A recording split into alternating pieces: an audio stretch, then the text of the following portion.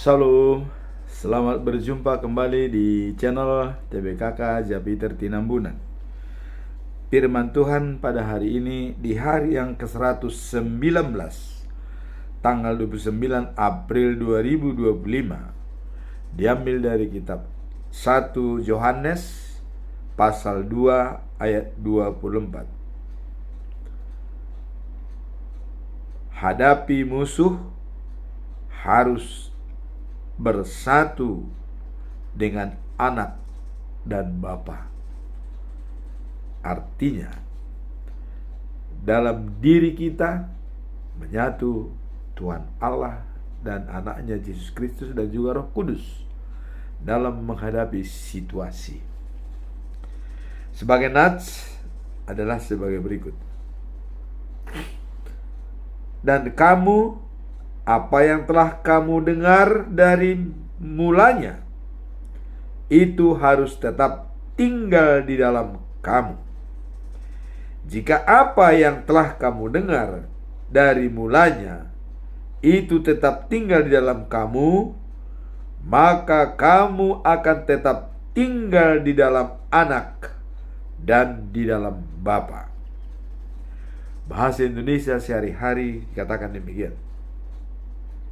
Sebab itu, berita yang sudah kalian dengar sejak kalian mula-mula percaya, haruslah kalian juga baik-baik di dalam hati. Kalau berita itu kalian perhatikan baik-baik, kalian akan selalu hidup bersatu dengan anak dan dengan Bapa. Itulah bahasa Indonesia sehari-hari. Dalam bahasa Batak Toba, Siganupari didok songonon. Posma rohamuna maniop hatai. Di bagasan rohamuna sian mulanai. Molo di tiup hamu hatai. Totong mahamu mangolu di bagasan anaki. Dohot amai.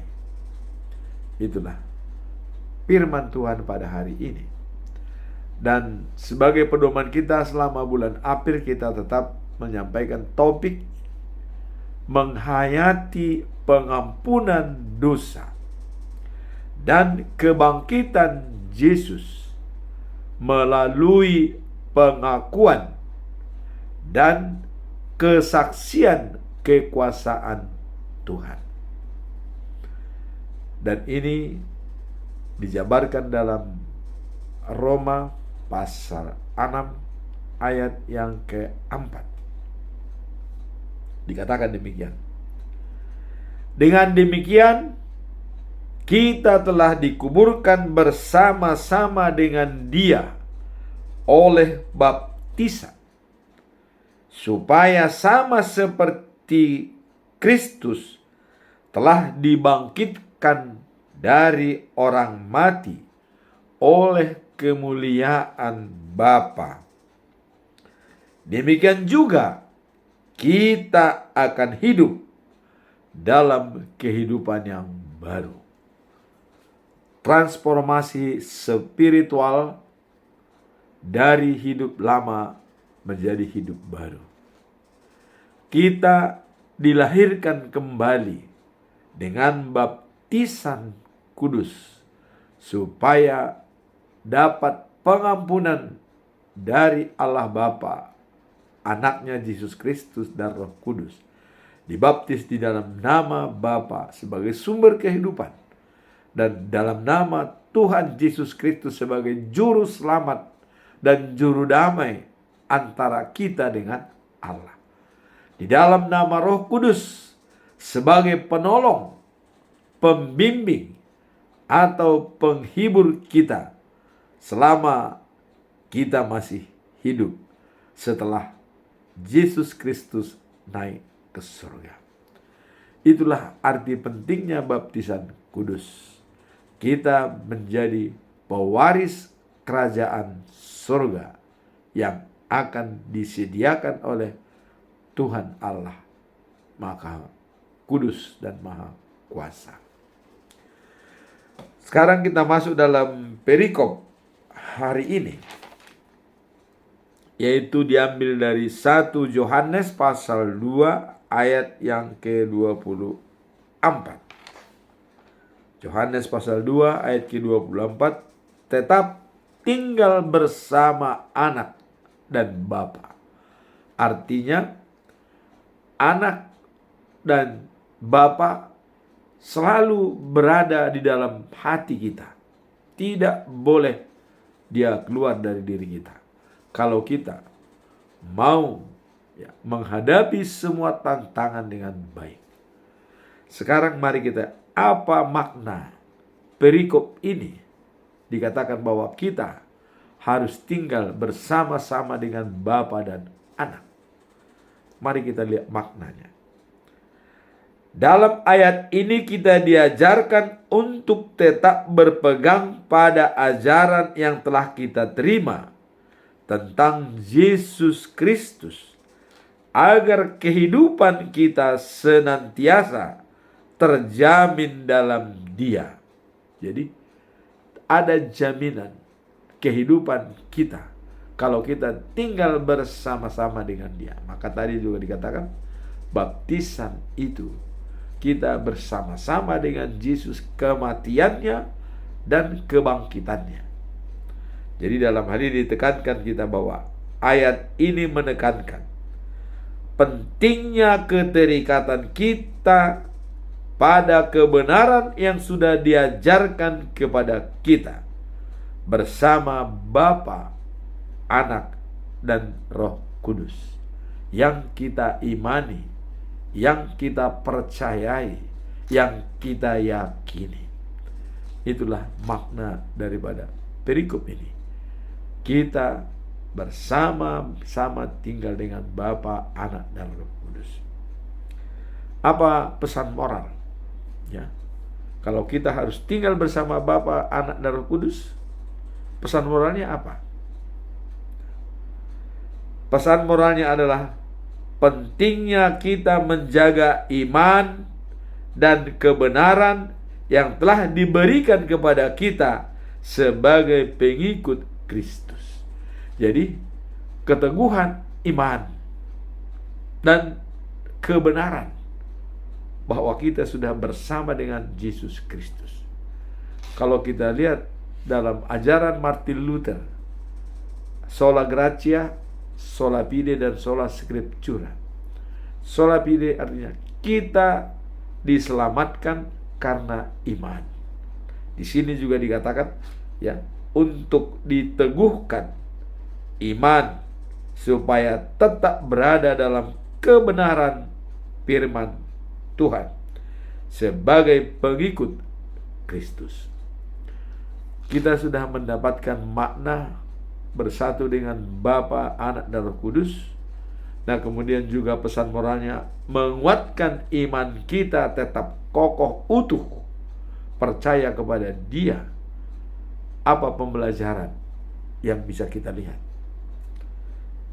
Pertama, ayat ini mengingatkan kita untuk tidak membiarkan ajaran-ajaran yang salah ya mempengaruhi pandangan dan keyakinan kita.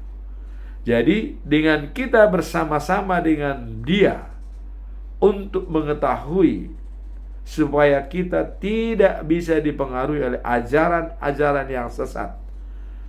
Ada ajaran-ajaran yang tidak baik dan yang mengutamakan dunia ini, bukan mengutamakan life after life, tapi dunia, kehormatan, kebanggaan, kebahagiaan. Jadi keinginan-keinginan dunia itu banyak ajaran-ajaran seperti itu. Nah, di sini dikatakan untuk mengantisipasi hal tersebut, maka kita bersatu dengan Allah, Anak, dan Roh Kudus. Itulah pembelajaran yang pertama. Jadi mengubah supaya pandangan dan keyakinan kita tidak bisa dipengaruhi oleh siapapun. Kita tetap kita dalam situasi apapun. Pembelajaran kedua, Para ahli Alkitab menekankan bahwa mengingat dan memelihara ajaran ini akan memberikan kita kehidupan yang kekal sebagaimana dijanjikan dalam Injil. Jadi menurut para ahli, apabila kita sudah berjalan pada rel yang sesuai dengan ajaran Alkitab, ini adalah untuk menerima janji Allah hidup yang kekal selama-lamanya. Jadi dalam hal pemenuhan janji itu, kita harus bersatu dengan Roh Kudus, Yesus Kristus, dan Allah Bapa. Itulah yang menjamin kita untuk bisa mendapatkan janji Allah untuk hidup yang kekal. Pembelajaran yang ketiga dikatakan,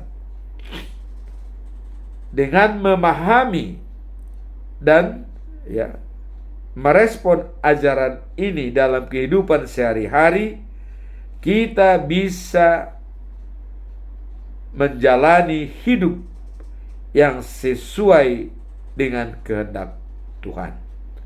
Jadi dengan memahami dan merespon ajaran tersebut dalam kehidupan sehari-hari, kita bisa menjalani hidup yang sesuai dengan kehendak Tuhan. Jadi kalau kita sudah berjalan sesuai dengan ajaran pokok agama Kristen, maka kita akan dapat dijamin dengan kehendak Tuhan.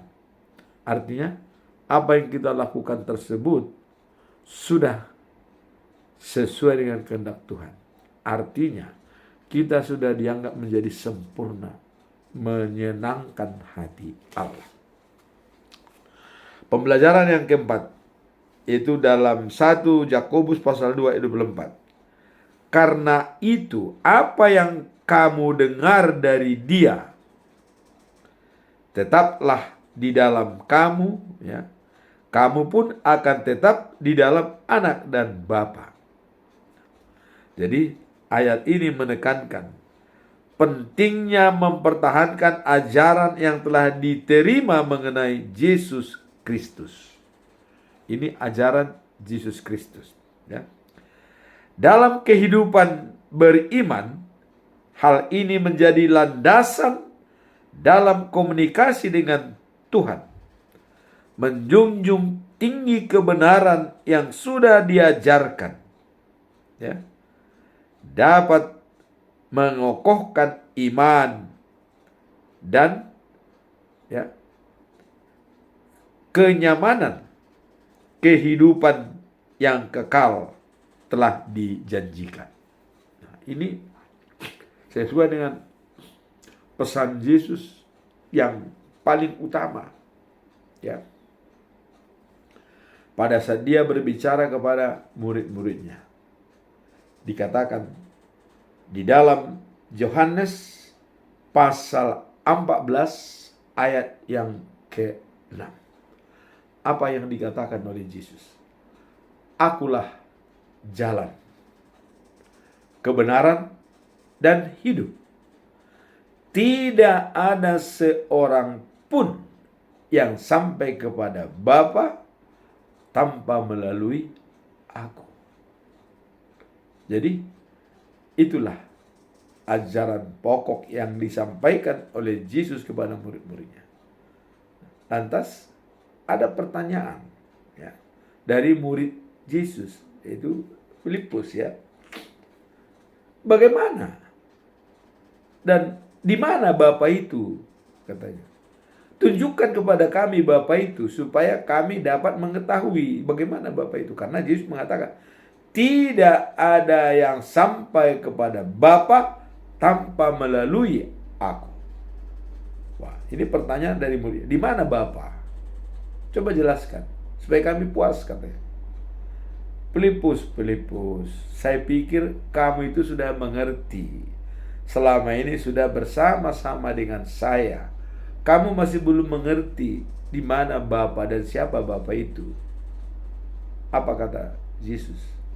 Ya. Melihat aku sama dengan melihat Bapa.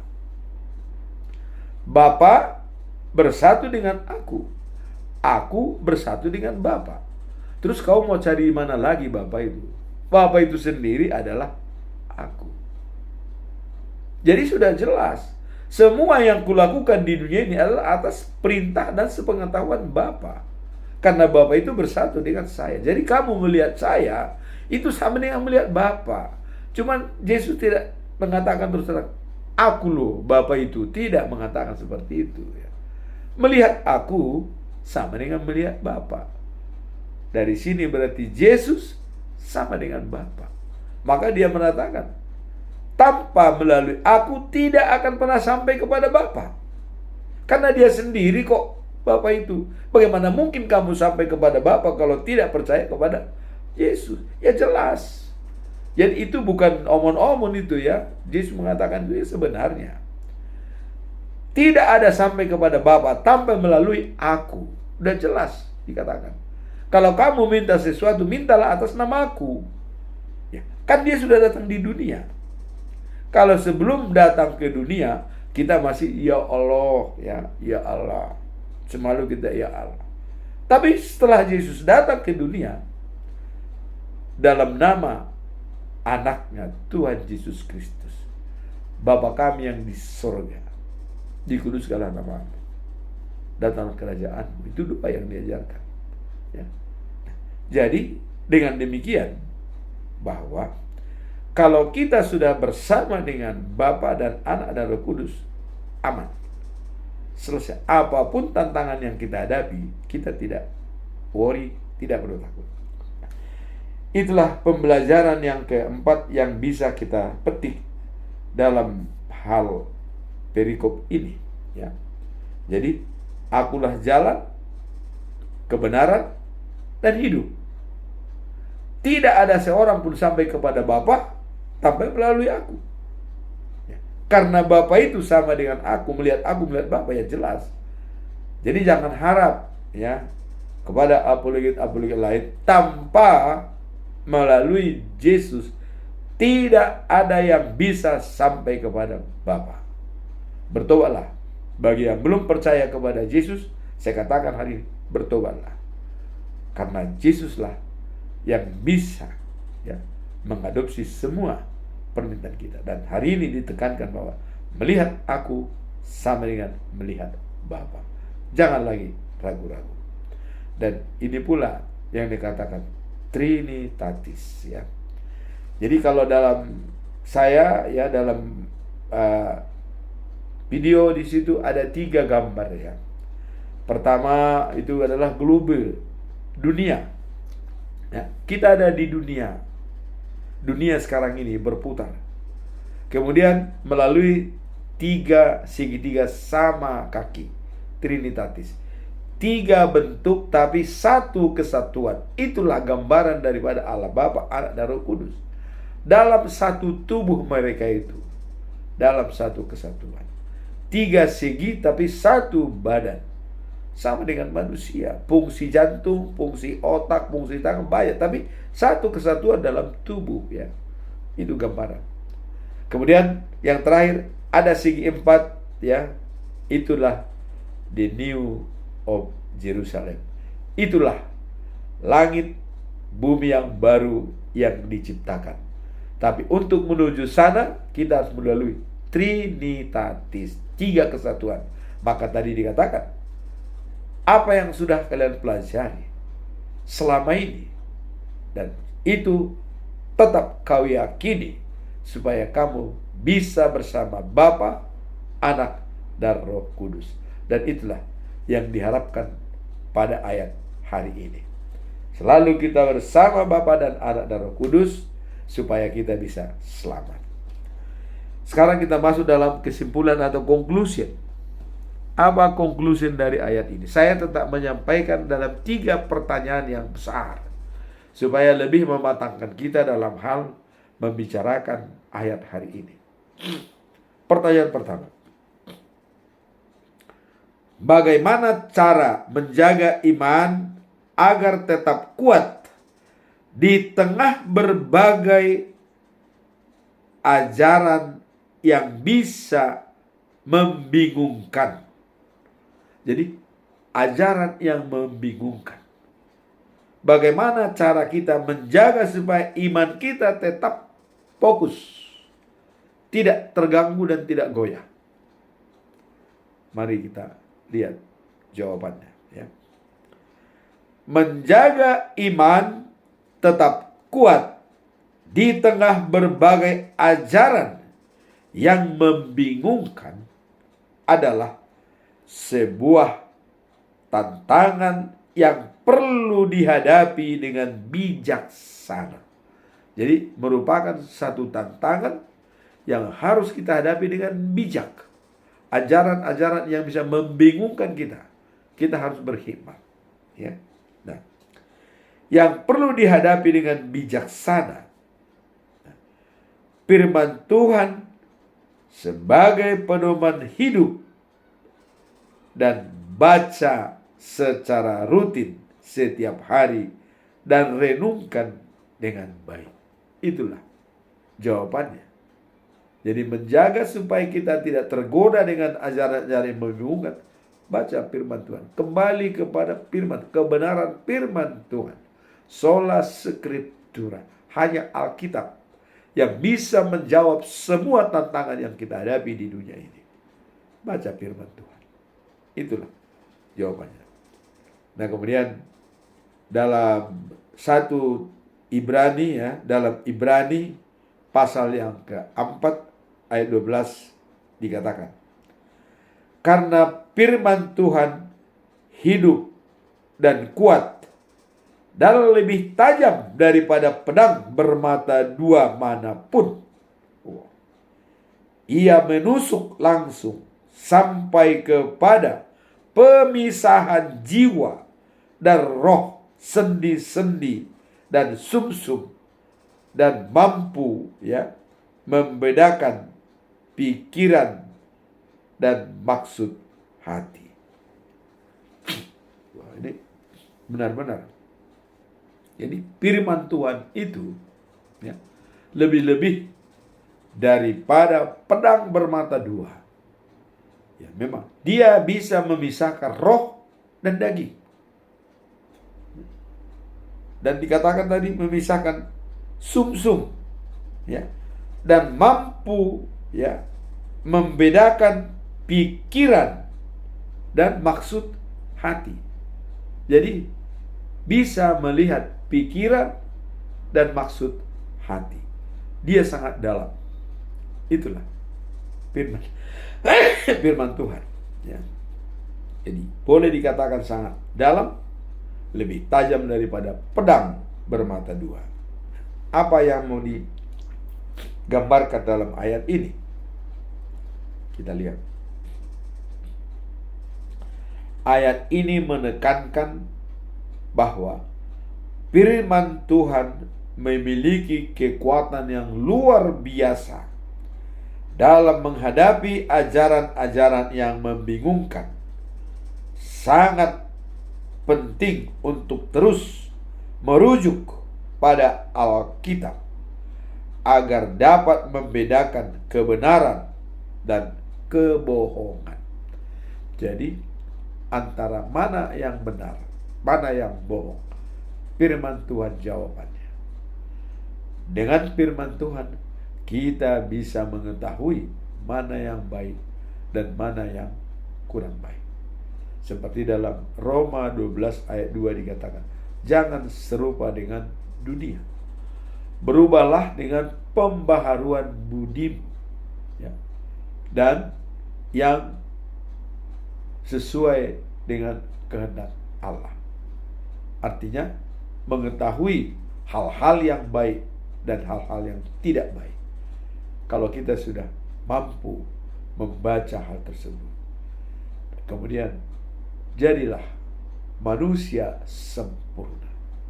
Sempurna dalam hal ini adalah menyenangkan hati Tuhan. Itulah kesempurnaan daripada kita apabila kita sudah menyenangkan hati Tuhan. Kita sudah sempurna. Itulah jawaban nomor 2, cara kita untuk menjaga iman agar tetap kuat di tengah berbagai ajaran yang membingungkan. Dengan firman Tuhan yang bisa lebih tajam daripada pedang bermata dua, yang bisa memisahkan roh dan daging kita. Sekarang pertanyaan yang kedua. Apa saja langkah-langkah konkret yang dapat dilakukan untuk mendalami dan memelihara ajaran Kristus dalam kehidupan sehari-hari? Nah, jadi ini dalam ajaran, apa langkah-langkah konkret yang dapat dilakukan untuk mendalami dan melakukan ajaran-ajaran Kristus dalam kehidupan sehari-hari? Apa langkah konkret yang harus kita lakukan untuk memegang ajaran Kristus dalam kehidupan sehari-hari? Bahwa kita sudah memegang itu. Apa langkah konkret? Apa saja langkah konkret? Kemudian di sini dikatakan bahwa mendalami dan memelihara ajaran Kristus dalam kehidupan sehari-hari merupakan pegangan setiap orang percaya untuk hidup dalam ketaatan dan cinta pada Tuhan. Langkah konkret, ketaatan dan cinta pada Tuhan. Itulah langkah konkret yang kita lakukan dalam kehidupan sehari-hari. Cintailah Tuhan Allahmu dari segenap jiwamu, dari segenap hatimu, dari segenap akal budimu, dan dari segenap kekuatanmu, ya, untuk mencintai Tuhan. Itulah dikatakan langkah konkret. Kemudian di sini dikatakan bahwa Ibrani pasal 4 ayat 12 dikatakan, firman itu hidup dan efektif, lebih tajam dari pedang bermata dua, bisa memisahkan roh dan daging. Nah, tadi sudah kita sampaikan. Jadi tetap bahwa firman Tuhan itu adalah efektif, kuat, dan bisa membackup kita, lebih tajam dari pedang bermata dua. Itu langkah konkret yang harus kita lakukan.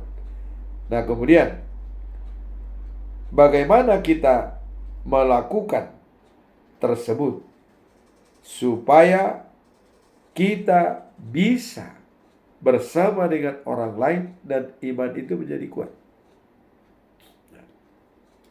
Dalam ilmu pengetahuan dikatakan kita harus masuk dalam lingkaran pengaruh. Apa itu lingkaran pengaruh? Apa yang bisa kita lakukan mempengaruhi orang, ya. Bukan lingkaran kepedulian. Kalau kepedulian, siapapun boleh peduli. Tapi apakah dia bisa berpengaruh? Maka kita usahakan lingkaran pengaruh kita lebih besar daripada lingkaran kepedulian. Dan pengaruh kita itu adalah ditemani oleh firman Tuhan. Karena firman itu tadi adalah kuat dan efektif, ya, lebih-lebih daripada pedang bermata dua. Kemudian berpikir positif. Nah, merupakan ajaran Kristus secara praktis dan memperluas pengaruh positif dalam lingkaran sekitar kita. Itu tadi saya katakan, pengaruh positif kita besarkan dibanding lingkaran kepedulian. Peduli, boleh kita dibicara peduli, wah peduli begini, tapi apa pengaruh? Maka kita usahakan lebih besar pengaruh kita daripada kepedulian kita. Kepedulian adalah mewujudkan pengaruh. Tapi kalau kepedulian yang lebih besar tidak ada pengaruh, sama dengan nol. Jadi boleh kita peduli, tetapi dijalankan dengan pengaruh kita untuk membuat orang bisa baik dan bertobat dan berbaik kepada Tuhan. Itulah dikatakan dari langkah-langkah konkret yang kita lakukan. Masuk dalam lingkaran pengaruh. Dengan pengaruh kita, orang lain bisa menjadi pengikut Tuhan Yesus Kristus. Pertanyaan ketiga. Mengapa tetap berpegang pada kebenaran? Ya. Mengapa berpegang pada kebenaran sangat penting bagi pengikut Kristus dalam dunia modern ini? Kenapa kita selalu berpegang pada kebenaran sebagai pengikut Kristus dalam dunia yang saat ini?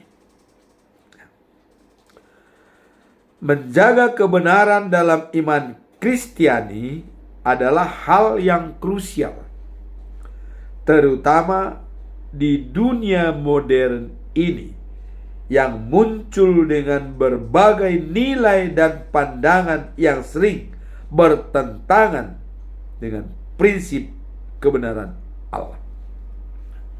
Itulah pentingnya ya, kebenaran dalam iman Kristiani sangat-sangat penting, karena banyak hal-hal yang muncul ya dengan berbagai nilai dan pandangan yang sering bertentangan dengan prinsip kebenaran Allah. Maka itulah sebabnya dikatakan jangan serupa dengan dunia, karena keinginan dunia itu sangat bertentangan dengan keinginan Allah. Di dalam Efesus pasal 6 ayat 14 dikatakan ya, mengingatkan kita untuk berdiri teguh dan ya berkat pandangan kebenaran yang menunjukkan pentingnya kebenaran ya dalam menghadapi tantangan. Jadi dikatakan tadi dalam Efesus pasal 6 ayat 14, mengingatkan kita untuk berdiri teguh dan ya berikut pandangan dengan kebenaran dan berpegang pada kebenaran yang menunjukkan pentingnya kebenaran, menunjukkan kebenaran dalam menghadapi tantangan. Jadi kita pakai menghadapi tantangan itu adalah kebenaran. Kalau kita sudah benar, apapun yang kita hadapi itu tidak bisa tergoyahkan. Maka dikatakan berani karena benar, takut karena salah. Dalam Yohanes pasal 8 ayat 3 dikatakan, dan kamu akan mengetahui kebenaran, dan kebenaran itu akan memerdekakan kamu. Seperti dalam Yohanes 14 ayat 6 ya. Yesus menjawab, akulah jalan, kebenaran, dan hidup. Tanpa melalui aku ya tidak ada yang sampai kepada Bapa. Inilah membuat kita ya bisa bebas dari pengaruh dosa. Dan ayat ini menekankan pentingnya mengetahui kebenaran sebagai jalan menuju kebebasan kekal dan abadi. Kebenaran berlandaskan iman dan mampu menghadapi tantangan akhir zaman. Jadi kebenaran itulah yang bisa memerdekakan kita dan menghadapi tantangan akhir zaman, dan bisa kita tidak terbelenggu oleh dosa karena sudah diliputi oleh kebenaran yang hakiki. Kebenaran Allah menjadi penuntun kita untuk lebih dekat dengan Dia. Setiap kita mampu menghadapi zaman modern yang penuh dengan kebingungan. Jadi untuk menghadapi zaman yang tidak jelas ini, satu-satunya adalah kebenaran. Maka tadi berpegang kita pada firman Tuhan, pesan daripada Yesus, akulah jalan, kebenaran, dan hidup. Jadi kalau kita sudah berpegang pada Yesus, sudah sekaligus kita memiliki kebenaran, hidup, dan jalan. Jadi jelas, datang pada Yesus dan percaya pada Dia. Di dalam Yohanes pasal yang ke-6 ayat 35 dikatakan, akulah roti hidup. Barang siapa datang kepadaku tidak akan kelaparan. Barang siapa percaya kepadaku tidak akan kehausan. Jadi yang dijamin oleh Yesus datang kepadanya tidak kelaparan dan tidak kehausan. Dan inilah kebutuhan jasmani yang dibutuhkan setiap hari.